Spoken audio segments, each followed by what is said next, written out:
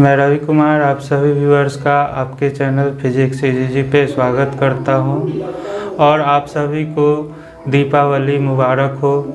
दीपावली की ढेर सारी खुशियां आपके घरों में आए यह कामना करता हूं। तो जब खुशी की बात हम लोग कर रहे हैं तो थोड़ा सा एज ए फिजिक्स स्टूडेंट हम लोग इस चीज़ पे भी चर्चा करेंगे कि हमेशा हम आप लोग को शुरू से कहते आए हैं कि भौतिकी विषय जो है वह आम जीवन से रिलेटेड है और अध्यात्म के बहुत करीब है, ईश्वर के भी बहुत करीब है। तो एज ए फिजिक्स स्टूडेंट हम लोग को मौका है कि फिजिक्स के नियमों को आम जीवन से जोड़कर उसको समझें और इसको अपने जीवन में लागू भी करें।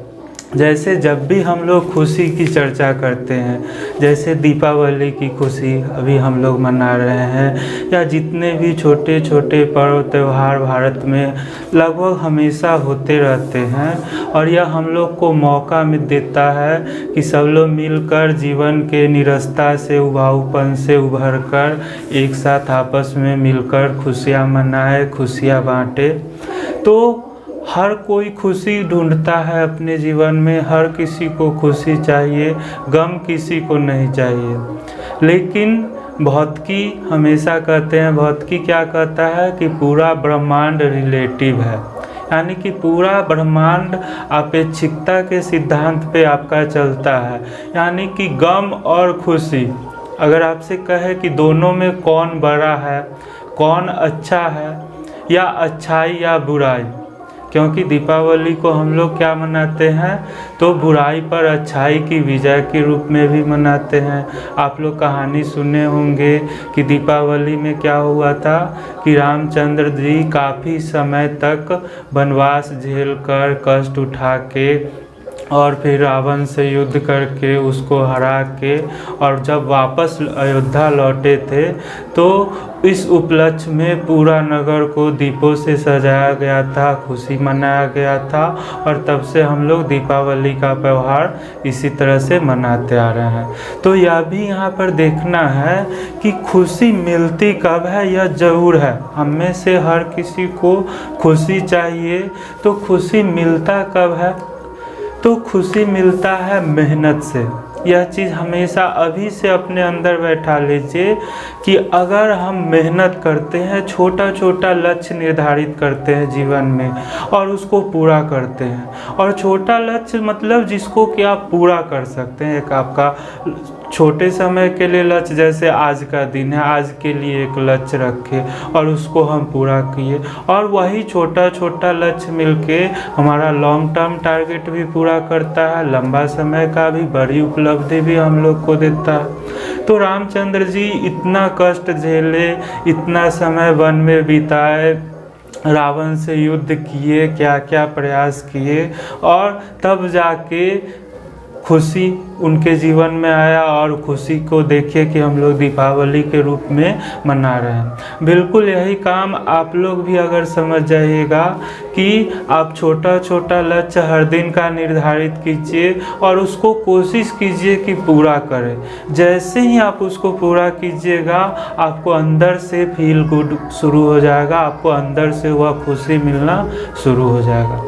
तो आमतौर पर हम लोग कई तरह से खुशी एज ए स्टूडेंट लाइफ में बहुत तरह से खुशी आप लोग ढूंढते हैं।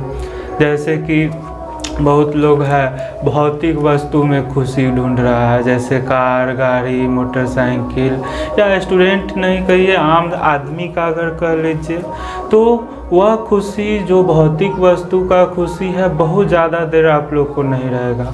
हम खुद का एक्सपीरियंस अगर आपसे शेयर करें तो पहला साइकिल जब हमको मिला और जितना खुशी हमको महसूस हुआ, 10-15 दिन से ज़्यादातर तो लगता था कि उसी खुशी का आनंद है। देखते थे, चढ़ते थे, झाड़ते थे उसको।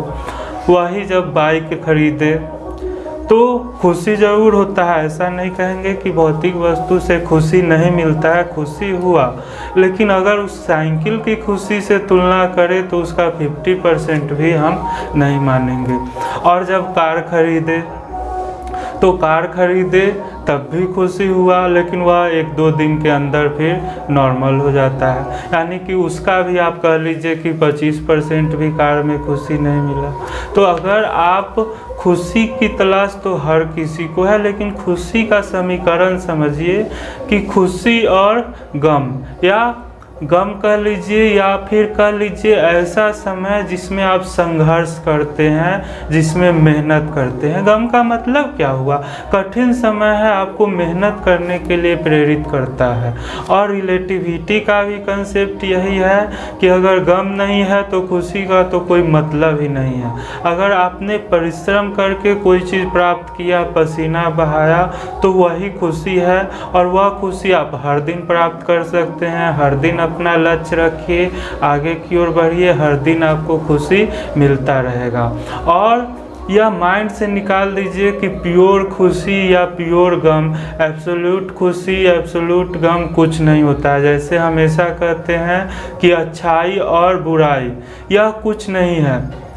जैसे सिंपल अभी दीपावली है तो राम जी का और रावण जी का ही एग्जाम्पल लीजिए, तो जितना वैल्यू राम का है उतना ही महत्व रावण का है। एक्चुअल में हम कह सकते हैं कि रावण का वैल्यू थोड़ा सा हम उसको पॉजिटिव साइड में रखेंगे अगर वैल्यू की बात करते हैं, क्योंकि रावण के कारण ही तो रामचंद्र जी का नाम है।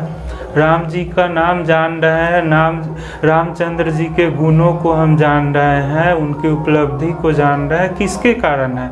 रावण के कारण है। यानी कि अगर बुराई नहीं है तो अच्छाई का भी अस्तित्व नहीं है, अगर रावण नहीं है तो राम का भी अस्तित्व नहीं है।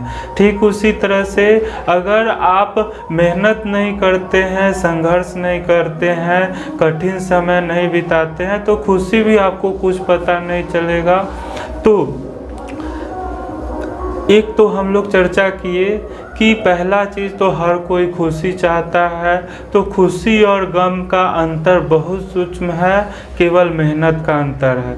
दूसरा कि और भी अलग अलग तरीके से भी आप लोग खुशी ढूंढने का प्रयास करते हैं। कोई रिलेशनशिप में आना चाहता है, दोस्त बनाता है, एक्चुअल में वहाँ पे भी आपका पर्सनालिटी ही आपका खुशी को कायम रखेगा या फिर तोड़ देगा।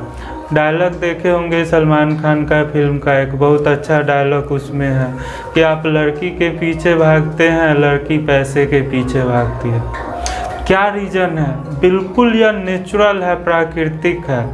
कोई भी अपना फाइनेंशियल सिक्योरिटी देखता है कि आप कितना स्टेबल है, तभी आपके साथ कोई रिलेशन में भी रह सकता है। और होता बिल्कुल उल्टा है। आप जो है नहीं वह सामने वाले को दिखाते हैं कि हम ऐसे हैं वैसे हैं, तो वह ज़्यादा देर कायम नहीं रहता है। देखते होंगे बहुत सारा समस्या आते रहता है। तो अभी का समय हम केवल हिंट दे रहे हैं आप लोग को, कोई हम इसमें किसी का हम बुराई या ये नहीं कर रहे हैं, लेकिन केवल हिंट दे रहे हैं। चाहे लड़का हो लड़की हो, आगे जीवन आपका बहुत पड़ा हुआ है। और खुशी ढूंढने का एक ही तरीका है कि खुद को इतना मजबूत कर दीजिए, इतना लायक खुद को बना दीजिए कि फिर कहीं से कोई तरह का आपको दिखावा करने का आवश्यकता ही न रह जाए। और खुशी है तो हर दिन दीपावली है आपके जीवन में, हर दिन होली है। अगर एक मंत्र आप लोग देख लीजिए मेहनत का, कि आप हर दिन मेहनत कीजिए, हर दिन कुछ न कुछ अपना लक्ष्य को प्राप्त कीजिए। और इसको प्रैक्टिकल करके भी आप लोग बहुत आसानी से देख सकते हैं। आप सुबह में उठिए, 4-5 बजे उठ जाइए और मन में टारगेट कीजिए कि आज हमें 1.5 किलोमीटर 2 किलोमीटर कोई आप मार्किंग सोच लीजिए, चौर में खेत में आप, कि वहाँ तक हमको दौड़ते हुए 2 किलोमीटर जाना है। और दौड़ने से कुछ नहीं होता है, भले ही अगर आपको अभ्यास नहीं हो तो लगेगा कि अब रुक जाए, अब दौड़ना छोड़ दे, लेकिन दौड़ते रहिए। आज तक दौड़ने से कोई नहीं मरा। और दौड़ते हुए रहिए और तब तक नहीं रुकिए जब तक आप उस लक्ष्य तक जो आपने मन में सोचा था वहाँ तक पहुँच नहीं जाते हैं। और जिस क्षण आप वहाँ तक पहुँचिएगा, भले ही रास्ता में कितना भी दिमाग आपको कहेगा कि रुक जाओ, दम फूल गया, अब नहीं कर सकता है, लेकिन आप दौड़ते रहिए। और जिस क्षण देखिएगा आप लक्ष्य तक पहुंचिएगा, जैसे ही उसको टच कीजिएगा, अंदर से आपको बहुत अजीब तरह का, बिल्कुल आपको वह जो खुशी है वह एक्चुअल आपके अंदर है, वह आपके अंदर से निकलेगा। और यही चीज़ आपको पढ़ाई में भी करना है, कोई दिक्कत नहीं होगा। तो थोड़ा सा चर्चा कर लिए हम लोग, दीपावली है और मेरा काम भी है कि आप लोग को पढ़ाई का मतलब, फिजिक्स का मतलब और हमेशा उसका यूज़ समझाते चले। तो काफ़ी ज़रूरी चीज़ है। पढ़ाई के साथ यह सब भी आप लोग को हर दिन छोटा छोटा लक्ष्य लीजिए, आगे बढ़िए। लास्ट वीडियो को आप लोग का काफ़ी प्यार मिला, काफ़ी सारे आप लोग का सराहना मिला, मैसेज देखे, कमेंट देखे, तो काफ़ी अंदर से आज का वीडियो में हमको एनर्जी आ रहा है कि हम पहले भी कहते कि समझना हम लोग का असली उद्देश्य है कि चीज़ों को समझ लेना। हालांकि लास्ट वीडियो रात में शूट किए थे, उतना क्वालिटी भी अच्छा आप लोग को नहीं मिला होगा, लेकिन फिर भी काफ़ी ज़्यादा आप लोग का सपोर्ट मिला है। तो आज हम क्या कर रहे हैं कि लास्ट क्लास में तो आप लोग को बैटरी का आंतरिक प्रतिरोध का भी चर्चा किए थे और किरचॉफ्स का नियम का भी चर्चा कर लिए थे। आज अलग से हम किरचॉफ्स लॉ को अच्छी तरह से समझ लेंगे, क्योंकि सिंपल सर्किट है और बिना किरचॉफ्स लॉ के आगे कोई काम हम लोग का नहीं होगा। और किरचॉफ्स लॉ समझना बहुत आसान भी है, पिछला वीडियो में तो चर्चा किए ही थे, लेकिन थोड़ा सा अभी भी जल्दी से हम लोग रिवीजन कर लेते हैं। तो किरचॉफ्स का प्रथम नियम हम आपको लिख दिए हैं, देख लीजिए। दो नियम हम लोग को पढ़ना है किरचॉफ्स लॉ में। पहला आपका कहलाता है किरचॉफ्स का प्रथम नियम, या इसी को संधि नियम या जंक्शन लॉ भी कहता है। तो सबसे पहले जो लिखे हैं बोर्ड पर उसको देख लीजिए आप लोग, बहुत आसान है, फिर चर्चा भी हम लोग कर लेंगे। तो किरचॉफ्स का नियम किरचॉफ्स लॉ में पहला है आपका संधि नियम, जिसको कहते हैं जंक्शन लॉ, या इसको प्रथम नियम करके भी एग्जाम में आपसे पूछेगा। तो चूंकि एग्जाम आप लोग का नज़दीक है, देखो किरचॉफ्स लॉ का एप्लीकेशन तो बहुत मज़ेदार भी है और बहुत ज़्यादा एप्लीकेशन है। यानी अभी तक आप लोग जैसे सीरीज पैरेलल हम लोग करके और समतुल्य प्रतिरोध या इक्विवेलेंट रेसिस्टेंस निकाल रहे थे, लेकिन बहुत सारा ऐसा केस आप लोग को आएगा जहाँ ना सीरीज में आएगा ना पैरेलल में आएगा। और उस केस में आप लोग क्या कीजिएगा, तो जब आपका सीरीज पैरेलल का हुआ तो ट्रिक है, वह जब काम नहीं करेगा तो वहाँ पे यही नियम काम करेगा, आपका किरचॉफ्स का नियम। और किरचॉफ्स के प्रथम नियम की सहायता से हम लोग कोई भी सर्किट है उसमें धारा का बंटवारा करते हैं। यानी कि करंट किस में I1 जाएगा, I2 जाएगा, I3 जाएगा, यानी कि करंट डिस्ट्रीब्यूशन के लिए यह लॉ बहुत इम्पोर्टेंट है और प्रॉब्लम सॉल्व के लिए भी। तो केवल किरचॉफ्स लॉ पढ़ने के बाद लगभग एससी वर्मा का आपका टोटल प्रॉब्लम आपसे बन जाएगा।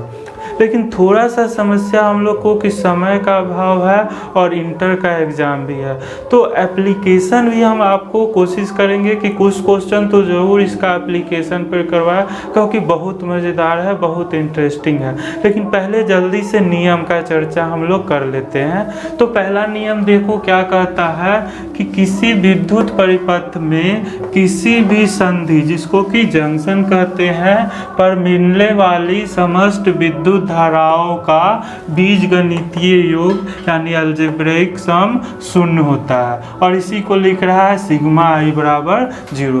तो अगर एग्जाम में आपको किरचॉफ्स के नियम लिखने के लिए आता है तो पहला नियम आसानी से यह लिख दीजिएगा कि किसी परिपथ में किसी भी संधि पर मिलने वाली समस्त धाराओं का बीजगणितीय योग शून्य होता है।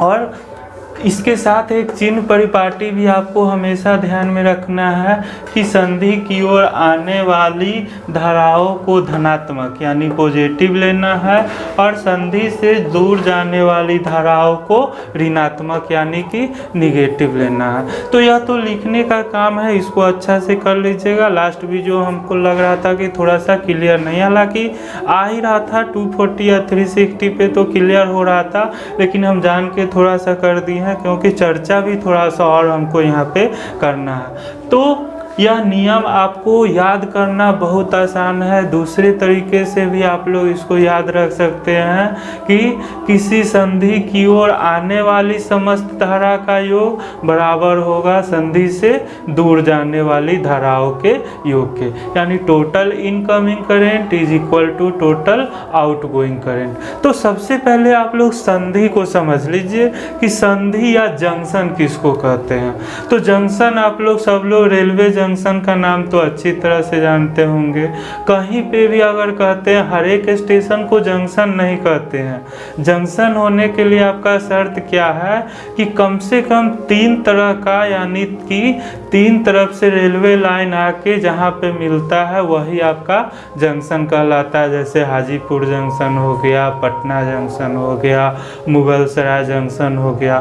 तो एग्जाम में आपको क्या करना है कि अगर किरचॉफ्स लॉ आपको पूछ रहा है इंटर के लिहाज से, तो सबसे पहले प्रथम नियम, संधि नियम या जंक्शन लॉ या प्रथम नियम लिख के आप लिख दीजिएगा कि किसी भी संधि की ओर आने वाली समस्त धाराओं का योग बराबर होता है संधि से दूर जाने वाली योग समस्त धाराओं के योग के। इस तरह से भी लिख सकते हैं, या सिंपली लिखिएगा कि किसी विद्युत परिपथ में किसी भी संधि पर मिलने वाली समस्त विद्युत धाराओं का बीजगणितीय योग 0 होता है, यानी कि सिग्मा आई बराबर 0 कर रहा।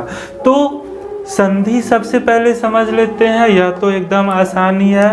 तो हमको कम से कम क्या चाहिए, 3 ब्रांचिंग चाहिए। मान लीजिए कि एक करंट आपका इस तरह से दे दिए कि इधर I1 करंट आ रहा है, इधर दे देते हैं, या I2 करंट है, इसको दे देते हैं I3, और 3 ब्रांच मिल रहा है कहाँ पे, O पे मिल रहा है। यही आपका क्या हो गया, संधि हो गया। तो इस नियम का कहना बहुत सिंपल है, इसका निचोड़ यही है कि विद्युत आवेश या विद्युत धारा जो है वह परिपथ के किसी भी बिंदु पे स्टोर नहीं होता है, वहाँ जमा या भंडारित नहीं होता है। जितना करंट आता है उतना ही चला जाता है। Total incoming current is equal to total outgoing current. तो आसानी से यह डिफिनीशन लिख लेना है हम लोग को। और यहाँ पर एक साइन कन्वेंशन का ध्यान रखना है। जब अगर धारा का बीजगणितीय योग कीजिएगा तो कुछ धारा संधि की ओर आ रही है, जैसे देखो यह I1 है, यह O की तरफ आ रहा है, यानी कि I1 धारा जंक्शन की ओर आ रहा है, जबकि I2 और I3 करंट क्या है, जंक्शन से दूर जा रहा है। देखिए एकदम आसानी से। तो आप 2, 3 ब्रांच, 4 ब्रांच, जितना भी ब्रांच हो आपको इच्छा है और भी ब्रांच बना सकते हैं। इधर भी कोई ब्रांच बना दिए, इसमें कह दिए करंट I4 है, इधर भी ब्रांच बना दिए, इसमें कह रहे हैं कि करंट I5 है। इस तरह से आप बना सकते हैं, लेकिन कम से कम 3 ब्रांच बनाइएगा। और आपकी इच्छा पर है, किसी को I1 दे दीजिए, किसी को I2 दे दीजिए, किसी को I3 दे दीजिए। कोई करंट संधि की ओर आ रहा है, कोई करंट संधि से जा रहा है। तो अगर इन सभी करंट को जोड़ना है तो इसके लिए एक चिन्ह परिपाटी हम लोग ले लेते हैं, क्या कि संधि की ओर आने वाली धाराओं को धनात्मक लेना है और संधि से दूर जाने वाली धाराओं को ऋणात्मक लेना है। तो आप लोग देख के बताइए कौन कौन धारा आपका जंक्शन की ओर या संधि की ओर आ रहा है। या I1 देखिए संधि की ओर आ रहा है, I1 आपका क्या हो गया, पॉजिटिव। या I5 भी संधि की ओर देखिए आ रहा है, तो I5 भी आपका क्या हो गया, पॉजिटिव हो गया। देखो ये I4 देखिए संधि से दूर जा रहा है, क्या लीजिएगा, संधि से दूर जाने वाले को ऋणात्मक -I4 हो गया। यह I2 भी संधि से जुड़ जा रहा है, क्या हो गया, -I2 हो गया। I3 संधि से जुड़ जा रहा है, क्या हो गया, -I3 हो गया। और यह बराबर किसके हो गया, 0 के हो गया।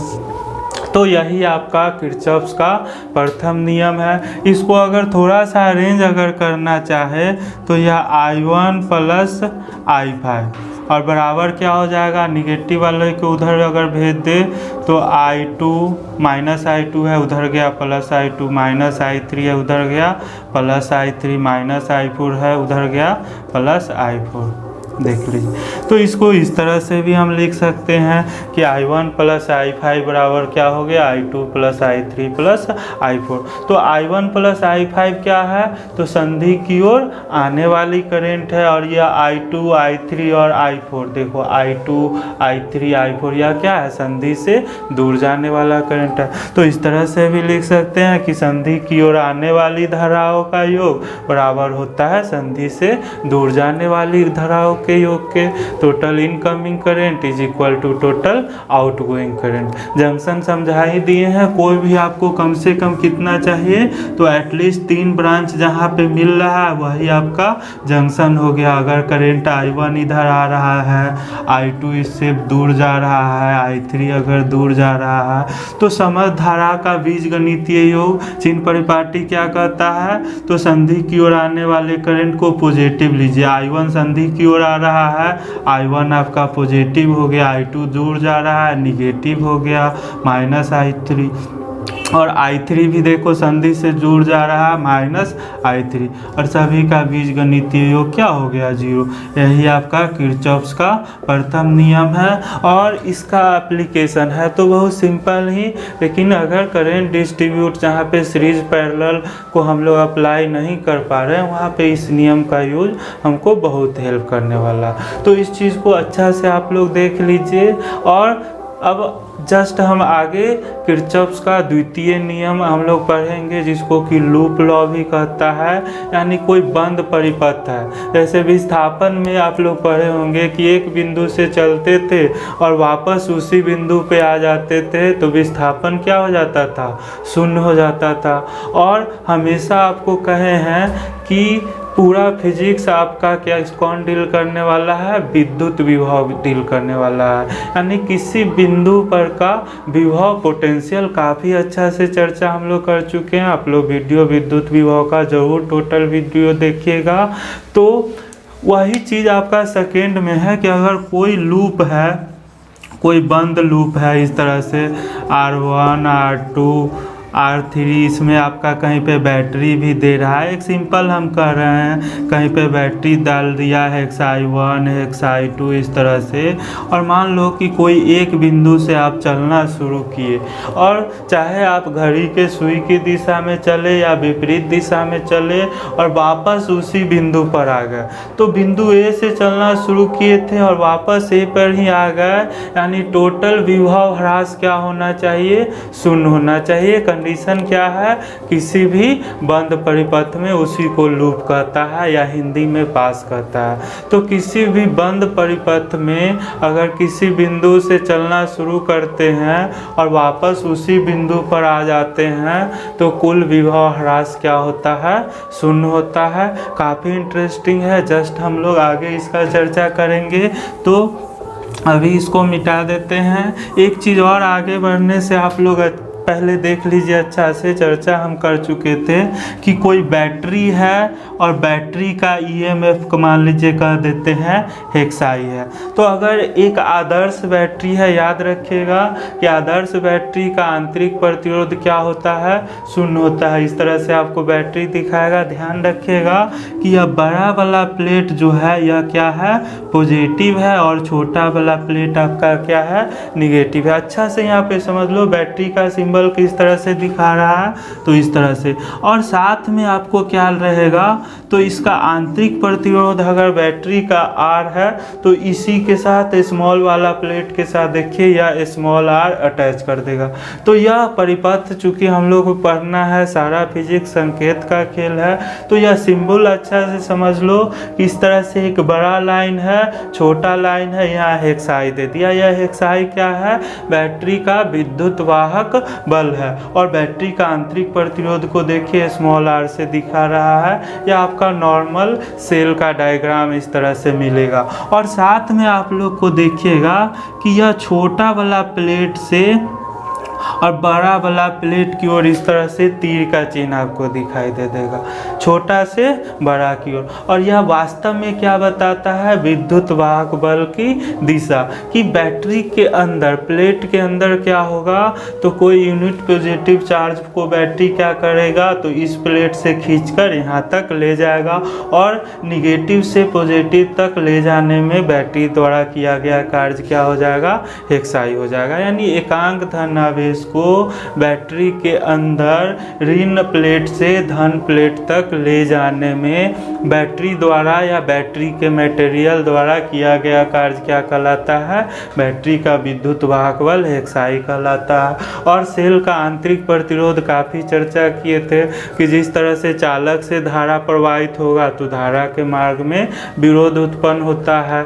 जिसको कि चालक का प्रतिरोध कहते हैं। तो बैटरी के अंदर क्या है, इलेक्ट्रोलाइट भरा हुआ है, तो जब परिपथ से धारा प्रवाहित होगा तो इलेक्ट्रोलाइट से भी होके, यानी बैटरी के अंदर जो एसिड या इलेक्ट्रोलाइट या वैद्युत अपघट है उससे भी धारा प्रवाहित होगा, और धारा प्रवाहित होगा तो वह भी अपना कुछ विरोध पैदा करेगा धारा के मार्ग में, जिसे सेल का आंतरिक प्रतिरोध आर कहते हैं। यह भी काफ़ी चर्चा हो चुका है। तो सबसे पहले बैटरी का सिंबल इस तरह से, बड़ा वाला प्लेट क्या है, पॉजिटिव, छोटा वाला प्लेट निगेटिव, और यह आर क्या है, बैटरी का आंतरिक प्रतिरोध है, जो आइडियल सेल के लिए क्या होता है, 0 होता है। और यह तीर का चिन्ह क्या दिखाएगा, हमेशा कैसे रहेगा, निगेटिव प्लेट से पॉजिटिव प्लेट की ओर। और यह तीर का चिन्ह भी काफ़ी इंपॉर्टेंट है, यह दिखाता है कि बैटरी के अंदर विद्युत वाहक बल किस दिशा में कार्य कर रहा है, तो निगेटिव से पॉजिटिव की ओर। हमेशा ध्यान रखिएगा, विद्युत वाहक बल में बल आता है, लेकिन यह वास्तव में बल नहीं है, यह वास्तव में क्या है, कार्य है। और एक विद्युत वाहक बल का मात्रक क्या होता है, वोल्ट होता है। और टर्मिनल विभवांतर का भी चर्चा किए थे कि अगर बैटरी के सिरों के बीच का विभवांतर V हो तो V बराबर होता है XI माइनस IR। इस पे भी काफ़ी चर्चा किए हैं, आप पीछे का वीडियो ज़रूर देखिएगा, यह सब बहुत इम्पोर्टेंट है हम लोग के लिए। तो टर्मिनल विभवांतर जो बैटरी के दोनों छोर जो बाहर निकल रहा है वहाँ का विभवांतर अगर नापेंगे तो वह XI से कुछ कम होता है। क्यों कम होता है, क्योंकि यह IR पोटेंशियल ड्रॉप बैटरी के आंतरिक परिपथ में इलेक्ट्रोलाइट से होकर धारा प्रवाहित होता है, तो उसका भी कुछ प्रतिरोध मान लिया स्मॉल r, तो यह IR बैटरी के अंदर ही खर्च हो जाता है। तो टर्मिनल विभवांतर यानी बैटरी के बाहर विभवांतर का इतना मिलता है XI माइनस IR।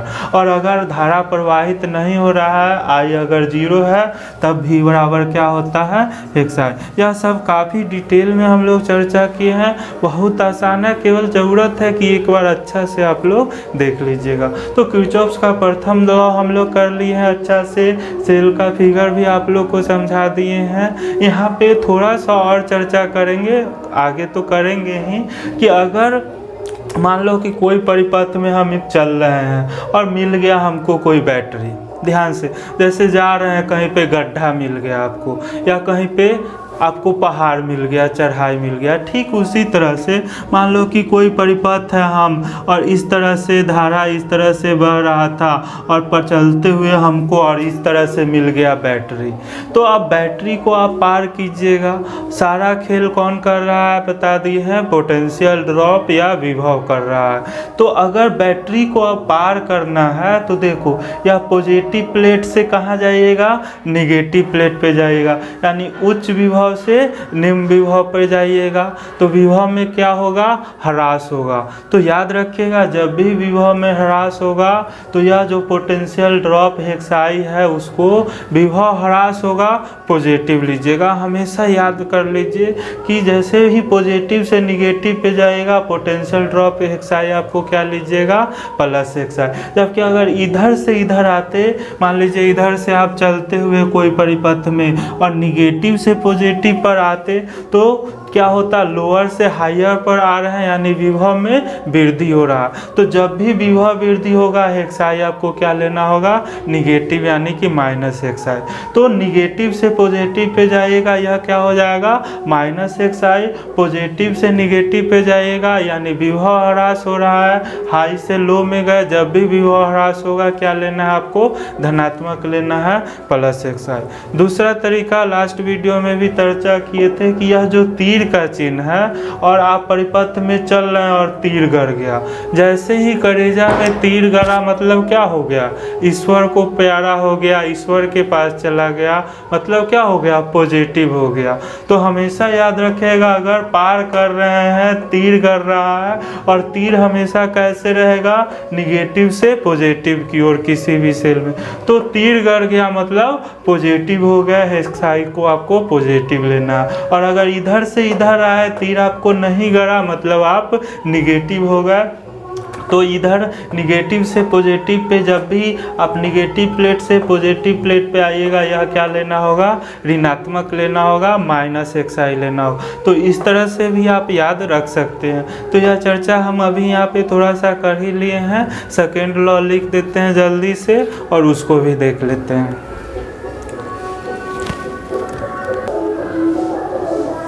तो हम लोग किरचॉफ्स के दूसरे नियम जिसको कि बंद पास का नियम या द लूप लॉ या किरचॉफ्स का द्वितीय नियम भी कहते हैं, जल्दी से देख लेना है, बहुत इम्पोर्टेंट है और बहुत आसान भी है। तो बंद पास का नियम भी इसको कहेंगे, इंग्लिश में द लूप लॉ भी कहते हैं या द्वितीय नियम भी कहते हैं, और बहुत ज़्यादा आगे हम लोग को प्रॉब्लम सॉल्विंग में भी हेल्प करेगा, एग्जाम के लिए भी इम्पोर्टेंट है। तो पहले डिफिनीशन क्या कह रहा है, the algebraic sum of all the potential differences along a closed loop in a circuit is 0. Algebraic sum of all the potential differences, potential का चर्चा काफ़ी हम लोग किए हैं, या दो बिंदु के बीच का विभवांतर जिसको क्या कहते हैं, पोटेंशियल डिफरेंस। तो किसी भी परिपथ में आप चलते हैं, जैसे ए और बी के बीच में ही चलते हैं, तो बीच में क्या है, प्रतिरोध R1 है। ध्यान से समझिए, अगर यह एक आपका देखो बंद लूप है, बंद परिपथ है, और ए से आप चलना शुरू किए, बी सी डी ई वापस ए तक अगर आना है, तो जैसे ही ए से आप बी तक जाते हैं आपको किसको पार करना पड़ेगा, प्रतिरोध R1 को पार करना पड़ेगा। आपको पता है कि किसी भी प्रतिरोध R1 को पार कीजिएगा तो इसके छोरों के बीच विभवांतर जिसको क्या कहते हैं, पोटेंशियल डिफरेंस, तो इसके छोर के बीच का विभवांतर आप लोग जानते हैं क्या हो जाएगा, तो V बराबर क्या हो जाएगा, धारा I है और प्रतिरोध R1 है, और कैसे चल रहे हैं, धारा की दिशा में क्या हो जाएगा, I1 R1, अच्छा से जानते हैं। तो अगर A से B तक गए, प्रतिरोध R1 को पार कीजिएगा, विभव में क्या होगा, ह्रास होगा। अगर धारा की दिशा में चल रहा है विभव में ह्रास हो रहा है। हो सकता है आप B से A की ओर आते, तब आप कैसे चलते, धारा के विपरीत दिशा में चलते, धारा के विपरीत दिशा में क्या होगा, विभव में वृद्धि होगा। तो हमेशा याद रखना है कि जब आप धारा की दिशा में चलिएगा तो यह I1 R1 टर्म आपको क्या लेना है, पॉजिटिव लेना है। यह जो I1 R1 है यही ना इस विभव के या बिंदु A और B के बीच का विभवांतर या पोटेंशियल डिफरेंस है। तो अगर इसमें A से B तक जाने में कमी हुआ जिसको कहेंगे विभव ह्रास, तो पोटेंशियल ड्रॉप हो गया, तो यह I1 R1 आपका क्या लेना होगा, पॉजिटिव। जब भी पोटेंशियल ड्रॉप या विभव ह्रास होगा तो क्या होगा, पॉजिटिव। और प्रतिरोध के केस में याद रखिएगा कि धारा की दिशा में चलिएगा तो यह क्या लेना होगा, पॉजिटिव। जबकि अगर धारा के विपरीत दिशा में आप B से A तक आते तो यह क्या हो जाता, निगेटिव हो जाता, क्योंकि इधर से इधर आइएगा विभव में वृद्धि होगा। तो साइन स्कीम भी लिख दी है, जल्दी से पहले यह नोट कर लेना है कि the algebraic sum of the potential differences along a close loop in a circuit is 0। Hindi में भी लिख दी है, किसी विद्युत परिपथ के बंद पास या क्लोज्ड लूप के अनुदिश सभी विभवांतरों का बीजगणितीय योग शून्य होता है। और चिन्ह परिपाटी जैसे उसमें लिए थे हम लोग प्रथम नियम में कि संधि की ओर आने वाली धारा को पॉजिटिव लेना है, संधि से दूर जाने वाली धारा को निगेटिव। तो इसमें हमारा साइन स्कीम क्या लेना है, तो विभव ह्रास यानी कि पोटेंशियल ड्रॉप जब भी होगा तो उसको धनात्मक लेना है, और विभव में वृद्धि या पोटेंशियल इंक्रीज होगा तो उसको ऋणात्मक लेना है। बिल्कुल नहीं घबराना है, बुक में अलग अलग तरीके से यह नियम आपको लिखा हुआ मिलेगा, लेकिन बेस्ट जो सबसे बेस्ट हमको लगता है एक ही नियम पे चलेगा।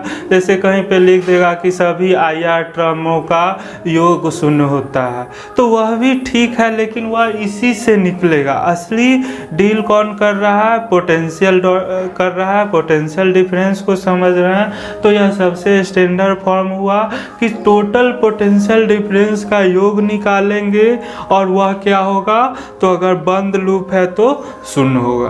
और पोटेंशियल ड्रॉप कब पॉजिटिव होगा, कब निगेटिव होगा, तो अगर जिस डायरेक्शन में आप चल रहे हैं, चाहे क्लॉकवाइज चल रहा है या फिर एंटी क्लॉकवाइज चल रहा है, तो जिस डायरेक्शन में चल रहे हैं अगर पोटेंशियल में कमी हुआ, विभव में ह्रास हुआ, तुरंत उसको क्या लेना है, पॉजिटिव। जैसे धारा की दिशा में हम A से B तक गए, हमको प्रतिरोध R1 को पार करना पड़ा, ऑब्वियस है प्रतिरोध को पार कीजिएगा तो यह हायर पोटेंशियल पर है या लोअर पे रहेगा, यानी विभव में क्या हुआ, ह्रास हुआ, विभव ह्रास हुआ, पोटेंशियल ड्रॉप हो गया, या I1 R1 आपका क्या हो गया, पॉजिटिव। जबकि धारा के अगर विपरीत दिशा में चलते, B से A की ओर आते, तो विभव में वृद्धि होता और यह क्या हो जाता, निगेटिव हो जाता। ठीक इसी तरह से अगर बैटरी है तो बैटरी का जस्ट अभी चर्चा किए थे कि अगर पॉजिटिव से निगेटिव पर गए तो यह क्या है, तो इस तरह से तीर बना लीजिए आप लोग।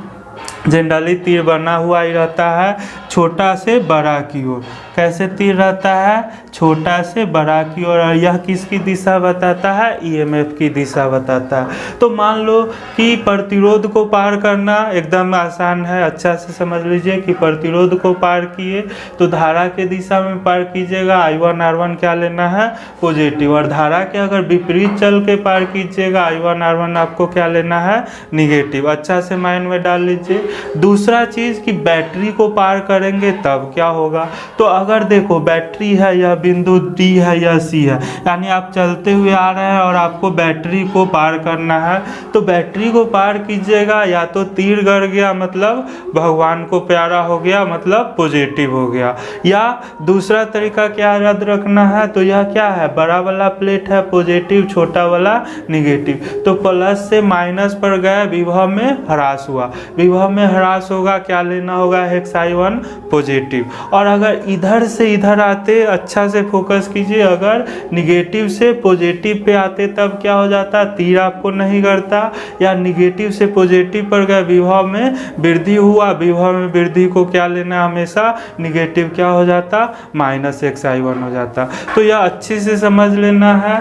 तो क्या लिखना है, किसी विद्युत परिपथ के बंद पास या क्लोज्ड लूप के अनुदिश सभी विभवांतरों का बीजगणितीय योग या अलजेब्रिक योग शून्य होता है। चिन्ह परिपाटी में लिख दिए हैं कि विभव ह्रास या पोटेंशियल ड्रॉप को धनात्मक और विभव वृद्धि को क्या लेना है, ऋणात्मक। तो कल हम लोग अप्लाई किए थे ही, फिर से कर लेते हैं जल्दी से।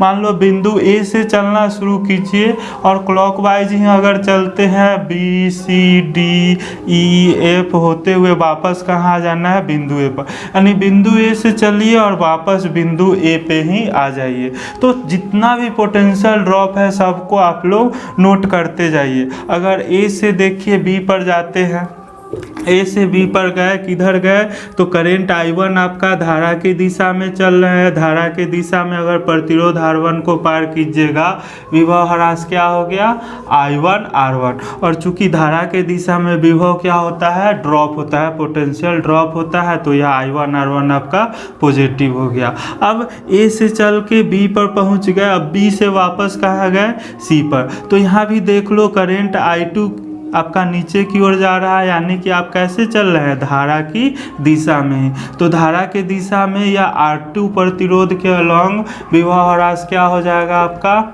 I2 R2, क्योंकि धारा की दिशा में चल रहे हैं, प्रतिरोध R2 मिला तो इसके छोरों के बीच विभव ह्रास या पोटेंशियल ड्रॉप हो गया I2 R2। चूँकि धारा की दिशा में है, विभव ह्रास हो रहा है, क्या लेना है, पॉजिटिव। अगर मान लो C से B की ओर जाना रहता है तब क्या हो जाता है, तो I2 के विपरीत दिशा में चलते यह क्या हो जाता, -I2 R2। हो सकता है आप इस तरह से चलते, एंटी क्लॉकवाइज चलते, तो आपको यह कैसे मिलता, विपरीत दिशा में मिलता। लेकिन आप कैसे चल रहा है, A से B की ओर क्लॉकवाइज, तो यह I1 R1 पॉजिटिव हो गया। B से C तक गए, I2 R2 धारा की दिशा में गए, पॉजिटिव हो गया। अब यहाँ पे थोड़ा सा ध्यान रखिएगा, C से अब D पे आ रहा है, बीच में क्या मिल रहा है, बैटरी मिल रहा है। और बैटरी में देखो कैसे चल रहा है, निगेटिव से पॉजिटिव। तो यह छोटा वाला प्लेट बोले हैं निगेटिव है, बड़ा वाला प्लेट क्या है, पॉजिटिव है। तो निगेटिव से पॉजिटिव मतलब क्या होगा, विभव में वृद्धि। और विभव वृद्धि को क्या लेना है, ऋणात्मक लेना है। तो यह xi1 इसका EMF है, यहाँ पे क्या लिख दीजिएगा, -xi1। थोड़ा भी समस्या नहीं होना चाहिए। अब D से अगर E पर जाइए, आपको एक बार कर लेते हैं। A से चलना शुरू किए, B तक गए, धारा के दिशा में प्रतिरोध R1 को पार किए, क्या हो गया, I1 R1। फिर B से C तक गए, क्या हो गया, धारा के दिशा में है I2 R2, धारा के विपरीत चलते -I2 R2 करते।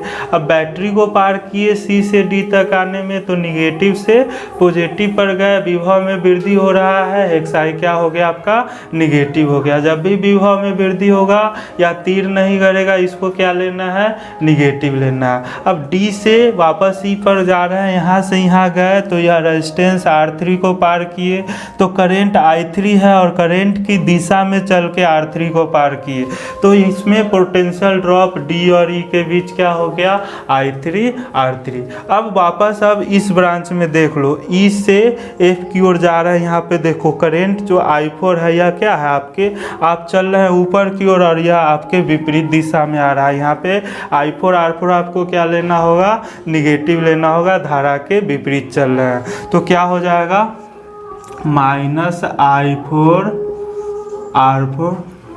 क्यों लिए -I4 R4, देखो करंट I4 क्या है, नीचे की ओर आ रहा है, जबकि आप E से F की ओर ऊपर की ओर जा रहे हैं। तो इस प्रतिरोध R4 के लॉन्ग पोटेंशियल ड्रॉप आपका क्या हो गया, -I4 R4। अब यहाँ से देखो F से अब वापस A तक जाना है, बीच में क्या मिल रहा है, देख लीजिए बैटरी मिल रहा है। और बैटरी में आपको कैसे जाना है, बड़ा वाला यानी पॉजिटिव से निगेटिव। तो बड़ा वाला से छोटा पर गए यानी पॉजिटिव से निगेटिव कर गया, क्या होगा, पोटेंशियल ड्रॉप होगा, विभव ह्रास होगा। विभव ह्रास को हमेशा पॉजिटिव लेना है, तो यह xi2 आपको क्या लेना होगा, पॉजिटिव, तो प्लस xi2। कहाँ पहुँच गए, A पर पहुँच गए। तो बिंदु A से चलना शुरू किए, जितना भी विभवांतर मिला सबका जोड़ हम लिखते गए, और वह किसके बराबर हो गया, 0 के बराबर हो गया। यही आपका क्या है, किरचॉफ्स का लूप लॉ है या सेकेंड लॉ है। इस पर प्रैक्टिस करना हम लोग को बहुत ज़रूरी है। तो यह आपका किरचॉफ्स का द्वितीय नियम है, और कुछ भी रटना नहीं है। मेन चीज़ यह देखिए, एग्जाम में आप कैसे भी प्रतिरोध, केवल ध्यान रखिएगा कि वह बंद पास आपको बनाना है, क्लोज लूप होना चाहिए। आप R1 R2 R3 R4 प्रतिरोध अपना मन से लीजिएगा, या फिगर रटने का कोशिश मत करना। यह केवल कंसेप्ट आपको समझ लेना है। अपना मन से कहीं पे R1 ले लिए, R2 ले लिए, एक में I1 कर दीजिए, उसी में I2 करंट कर दीजिए, किसी में I3 कर दीजिए, और उसी में आपको जहां इच्छा है सेल लगा दीजिए, xi1 xi2 xi3, किसी भी दिशा में लगाइए। फिगर आप रैंडम बना लीजिए, कहीं पे प्रतिरोध लगा दो, बैटरी लगा दो। पहला ध्यान रखिएगा कि बंद परिपथ होना चाहिए। दूसरा कि सभी ब्रांच में आपको करंट का डायरेक्शन दे देना है, कि जैसे इसमें है तो I1 करंट हम इस डायरेक्शन में माने हैं, I2 है इस डायरेक्शन में है, इसमें I3 इस डायरेक्शन में माने। आपको इच्छा होगा कि अपोजिट डायरेक्शन में लेना है, ज़रूर लीजिए, लेकिन एक बार जब आप फिगर बना लीजिए, बैटरी लगा दीजिए, hex I1 hex I2 hex I3 जैसे लगाना है, एक बार फिगर ड्रॉ कर लो। रैंडम फिगर याद नहीं करना है, बस आपको जब एप्लीकेशन करना है तो वह ध्यान रखिएगा कि धारा के दिशा में पोटेंशियल ड्रॉप अगर ऐसे भी कर गए तो क्या हो गया I1 R1। इसमें भी देखिए धारा के दिशा में गए, क्या हो गया I2 R2। बैटरी को पार करना है, निगेटिव से पॉजिटिव पर जाएगा, विभव वृद्धि को ऋणात्मक लेना है, क्या हो गया माइनस एक्स I1 हो गया। डी से ई की तरफ बढ़े, प्रतिरोध को पार किए, धारा की दिशा में पार किए, पॉजिटिव लेना I3 R3। लेकिन यहाँ पर देखिएगा कि धारा तो नीचे की ओर आ रहा था, आप ऊपर की ओर गए तो यह I4 R4 आपको क्या लेना पड़ेगा, निगेटिव लेना पड़ेगा। फिर बैटरी मिल गया, बैटरी को पार किए, या तो तीर कर गया पॉजिटिव हो गया, या फिर पॉजिटिव से निगेटिव पर गया, विभव ह्रास हो गया, हेक्स I2 आपका क्या हो गया पॉजिटिव हो गया। तो ए से चले वापस ए पर पहुंचे, सभी विभवांतर का योग क्या हो गया 0। इसी को आप लिख सकते हैं हेक्स I1 और हेक्स I2 है, इसको आप बराबर के उस तरफ भी भेज सकते हैं, कोई उसमें समस्या नहीं है।